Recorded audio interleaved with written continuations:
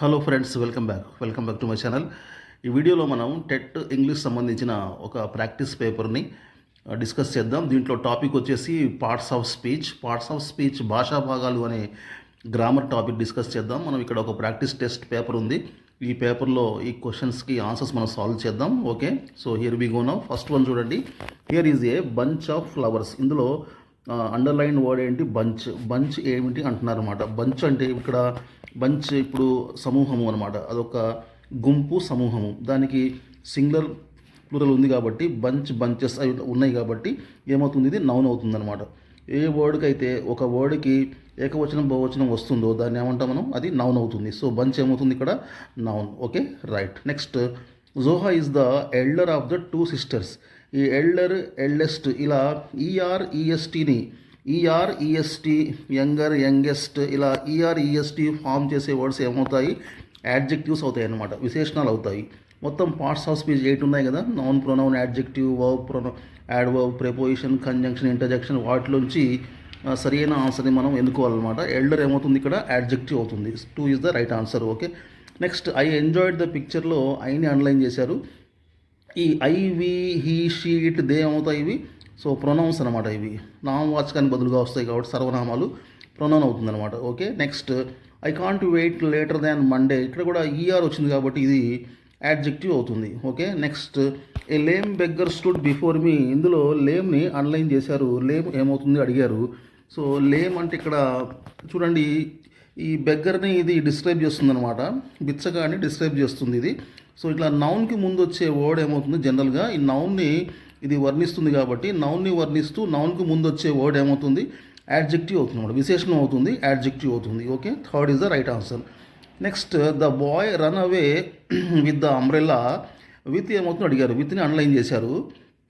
ఇలా into, with, by, up, on, over, down ఇలాంటి చిన్న చిన్న పదాలు ఉన్నాయి. ఈ చిన్న పదాలు పొజిషన్స్ చెప్తూ ఉంటాయి కాబట్టి ప్రెపోజిషన్, ప్రత్యయాలు అనమాట, విభక్తి ప్రత్యయాలు లాంటివి ఇవి ప్రెపోజిషన్ అవుతుందన్నమాట. With, by, since, for, from, O F, of, O F F, off, besides ఇవన్నీ ఏమవుతాయి? ప్రెపోజిషన్ అవుతుంది. So 1 is the right answer అనమాట. Next, the cattle return home. Cattle ఇక్కడ పశువులు, అంటే ఇక్కడ ఇవన్నీ జంతువులు కాబట్టి నౌన్ అవుతుంది అనమాట. Okay, next, she is sure to come today. She is sure. So ఆమె ఎలా ఉంది? షూర్, ఖచ్చితంగా వస్తా అని చెప్పింది కాబట్టి సో ఆమె యొక్క ఫీలింగ్స్ మనం డిస్క్రైబ్ చేస్తున్నాం కాబట్టి she is interested, she is sure, she is happy, she is angry, she is hungry ఇలా ఉంది కాబట్టి ఇది ఏమవుతుంది? ఇది యాడ్జెక్టివ్ అవుతుంది అనమాట. ఓకే, ఇది అంటే అక్కడ ఆమె ఏం పని చేస్తుంది, పని గురించి చెప్పట్లేదు, ఆమె ఎలా ఉంది. సో ఆమెని డిస్క్రైబ్ చేస్తున్నాం కాబట్టి మనం ఇదేమవుతుంది? ఇది యాడ్జెక్టివ్ అవుతుంది, విశేషణం అవుతుంది. ఓకే, నెక్స్ట్ చూడండి, 9th one. Give me either A pencil are a pen. Pen అన్నా ఇవ్వు, పెన్సిల్ అన్నా ఇవ్వు. సో ఈదర్ ఆర్, నేదర్ నార్ ఏమవుతాయి అంటే కంజంక్షన్స్ అవుతాయి అనమాట. ఈదర్ ఆర్, నేదర్ నార్ ఇవన్నీ ఏమవుతాయి? Conjunctions. So conjunction is the right answer. Next, Aishu is a sweet girl. Girl ఏమవుతుంది? అమ్మాయి కాబట్టి ఇక్కడ మనుషులంతా ఏమవుతారు? మనుషులైనా, జీవం ఉన్న ఏదైనా పశువులైనా, ఏదైనా సరే యానిమల్స్, ఏదైనా జంతువులైనా నౌన్ అవుతుంది అనమాట. Next, we could not listen to the speech clearly. ఇందులో క్లియర్లీ ఏంటి అడిగారు? ఎల్వై వచ్చింది అనమాట. జనరల్గా ఎల్వై వచ్చే వర్డ్స్ ఏమవుతాయి? యాడ్వర్బ్స్ అవుతాయి. ఓకే, క్రియా విశేషణాలు యాడ్వర్బ్ అనమాట. ఎల్వై వచ్చి స్లోలీ, గ్రాడ్యువల్లీ ఇవన్నీ కూడా. Iron is a hard metal. Iron ఇక్కడ అంటే ఇక్కడ లోహాల పేర్లు, ఈ మూలకాల పేర్లు, ఈ ఐరన్, కాపర్ ఇవన్నీ కూడా నేమ్స్ కాబట్టి నౌన్ అవుతుంది అనమాట. Noun is the right answer. Okay, next, he wrote a letter to his cousin.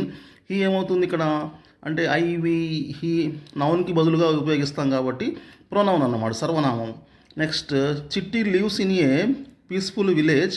అంటే విలేజ్ ఎలా ఉంది? ప్రశాంతంగా ఉంది. విలేజ్ని వర్ణిస్తున్నాం కాబట్టి నౌన్కి ముందు వచ్చింది కాబట్టి విలేజ్ నౌన్, నౌన్కి ముందు వచ్చేది జనరల్గా యాడ్జెక్టివ్ అవుతుంది అనమాట. Next, the rose smells sweet. Rose smells అంటే రోజ్ ఏం చేస్తుంది ఇక్కడ అంటే ఈ మంచి వాసన ఇస్తుంది. ఇవ్వటం కూడా ఒక పనే కదా, ఇవ్వటం పని కాబట్టి సో అదేమవుతుంది? వర్బ్ అవుతుంది అనమాట. Okay, that is the verb. Okay, so మనం నెక్స్ట్ ప్రాక్టీస్ టెస్ట్ 2కి వెళ్దాం. మనం చూడండి, టెక్స్ట్ 2 ఈ సెకండ్ పేపర్ చూడండి. ఓకే, రైట్, చూడండి. I have never seen such a wonderful film. ఇక్కడ వండర్ఫుల్ ఏమవుతుంది? ఫిల్మ్కి ముందు వచ్చింది కాబట్టి యాడ్జెక్టివ్ అవుతుంది. ఓకే, ఈ carefully looked at every face, carefully ఏమవుతుంది, ఎల్వై ఉంది కాబట్టి యాడ్ వర్బ్ అవుతుంది. He was badly hit by A severe storm, storm తుఫాను, సీవియర్ తీవ్రమైన, భయంకరమైన అంటే నౌన్ని వర్ణించింది కాబట్టి, నౌన్కి ముందు వచ్చింది కాబట్టి సీవియర్ ఏమవుతుంది, యాడ్జెక్టివ్ అవుతుంది. Okay, next he became a ప్రొఫెసర్లో ఏని అండర్లైన్ చేశారు.